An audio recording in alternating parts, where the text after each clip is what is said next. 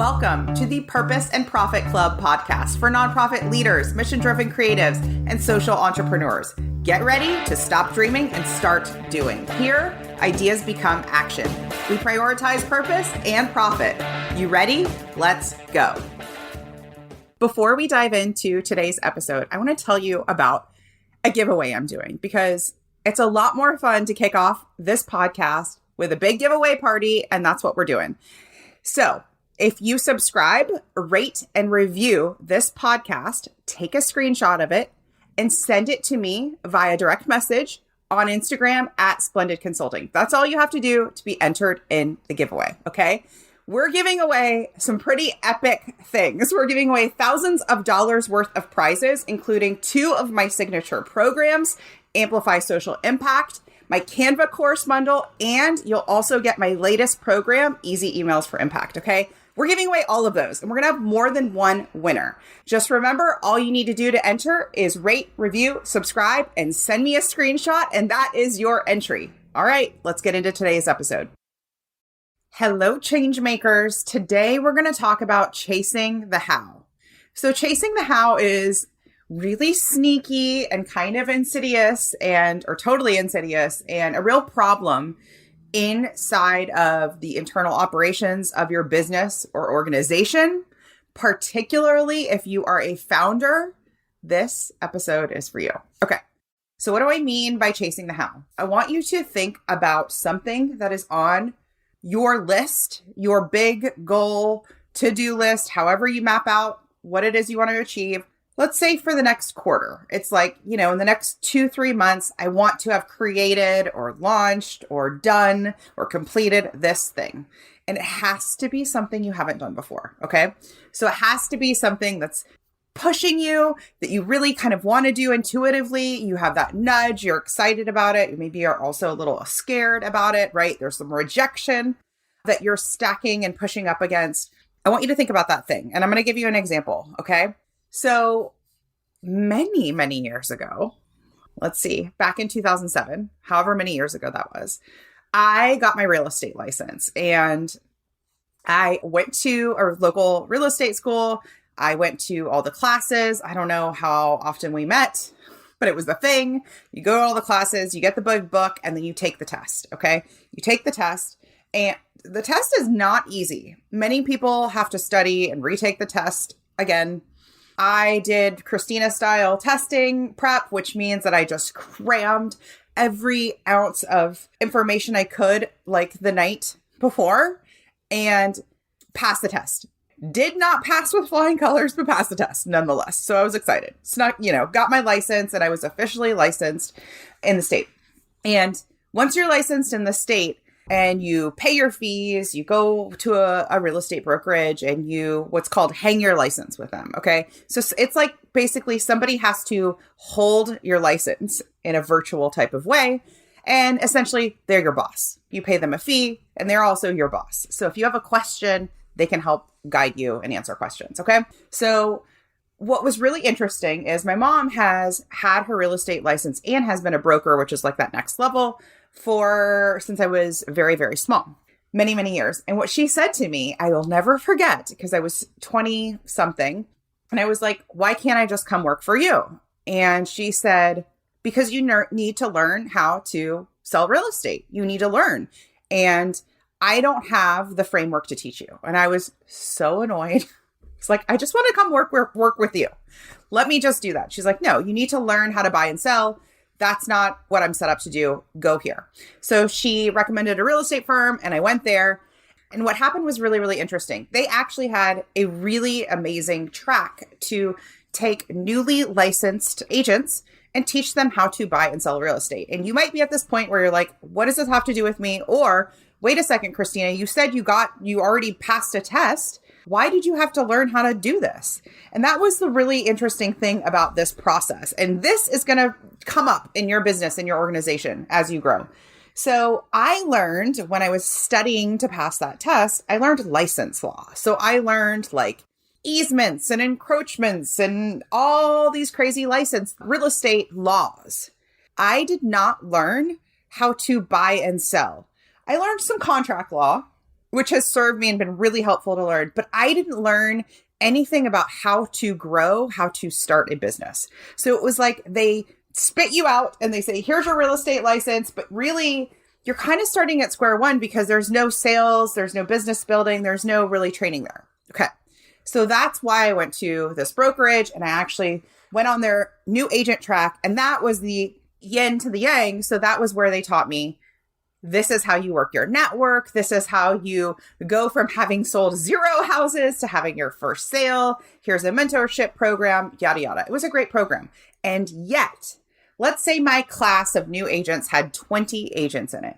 And they also had books and worksheets. They had a mentorship program where somebody who was more established, you could go and to their open houses and you could shadow them. I mean, they really had a robust, strong way to train new agents. And yet, out of 20 people who went through the exact same program I did, inevitably, we would see a ton of churn. So like in my class, only a small percentage of us went on to actually have a real estate business, to create and grow a network of clients, right? And that's what I want to dive into today about chasing the how, because the next layer of that would be, well, this isn't working. I must need another class. Okay, I got my license and then I've got this initial onboarding piece. And a lot of times we don't take what we know and then apply it and then make changes along the way. Instead, we tell ourselves 2 different things. We go through that real estate training, we have the guidebooks, we have the mentors, and we say, I'm just not sure I don't really have anyone in my network. I'm not sure what I can do next. Let me read another book. I'm not sure where to start. I don't know. And really, we're just chasing the how, because in that sense, you're going, I don't know what to do next. I don't know what the next best step is. So at that point, those graduates of this program, there were 3 options or 3 paths that they ended up going on. Number 1, they quit. Tons and tons of agents quit. Totally normal and happens all the time. Number 2, they continue chasing the how, which means they sign up for more classes. They really, actually, it wasn't really sign up for more classes. They just have you ever idled in a car in neutral? It's like you're softly coasting down a road, maybe slightly down a decline, right? I can picture them now in this kind of sterile office with cubicles.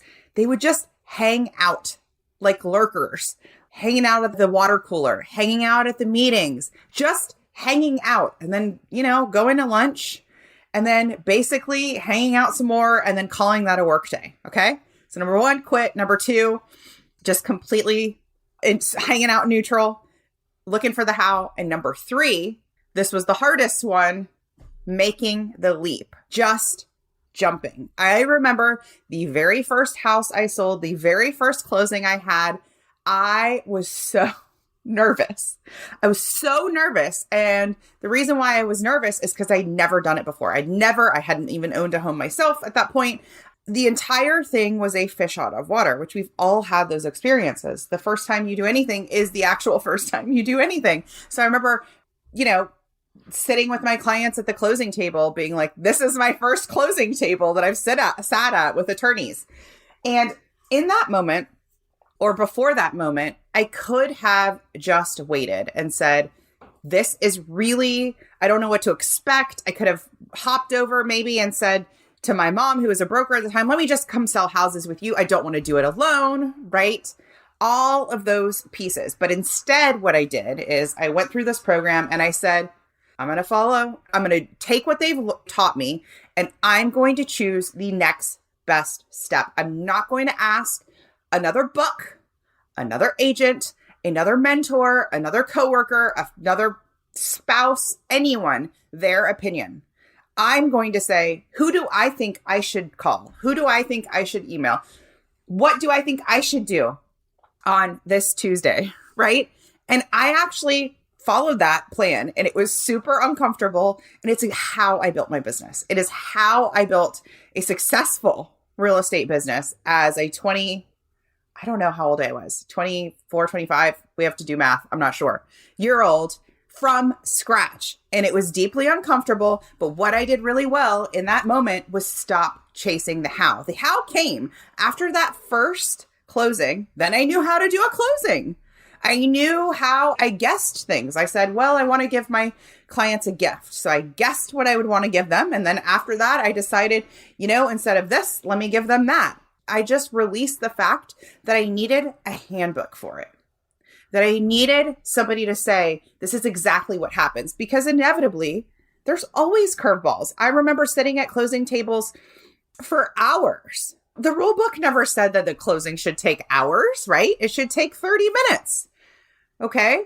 So when we go into something and we are just chasing the how, all we're doing is a couple of different things. We're keeping ourselves really, really safe. We're keeping ourselves from feeling uncomfortable. It feels really secure to stay in research mode. It feels really, really just within the conditioning that we were taught. Okay. So if you think about schooling from elementary school all the way up, we were given the how. We're literally given and then tested on the how, which even in that real estate course, the first one to get my license, here is the how, Christina. Now we're going to test you on your knowledge of the how, right? A to B to C. And then in the real world, when you're building a business, when you are building a nonprofit, when you are leading or founding an organization, there isn't one strategy. There isn't one book. And I've seen that true in masterminds I've joined, in courses I've joined, in my own courses and programs, that it takes two things to be successful in it. Okay. If you come to me and you say, I really want to increase my organization's visibility, I really want to increase our bottom line, our revenue, and our impact. I'm like, yes, I can help you do that. Is exactly what I do. Okay. And I can give you the how. I can give you my proven method, my strategy to do that. And yet, that is not all you need. You need something else.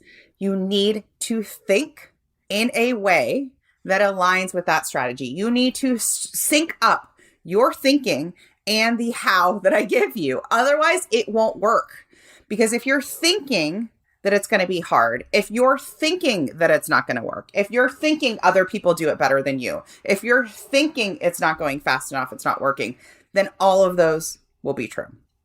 I joined a program a couple years ago, and it was a pretty big investment.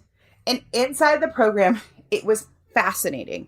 There was such varying levels of success. So there were people who joined the program who never made their money back on that initial investment. And there were people who joined the program and made their money back 10x and quickly.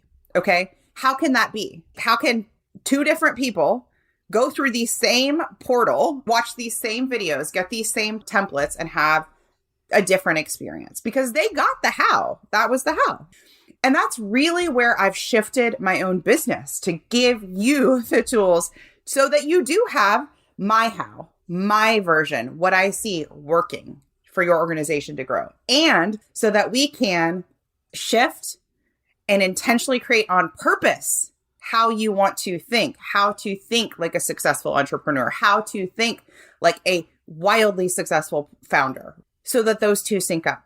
Because if they don't, I remember watching this in the Facebook group. Somebody would follow the method to the T, and I'm using air quotes, right? They would follow the method. I watched the videos. I used the templates.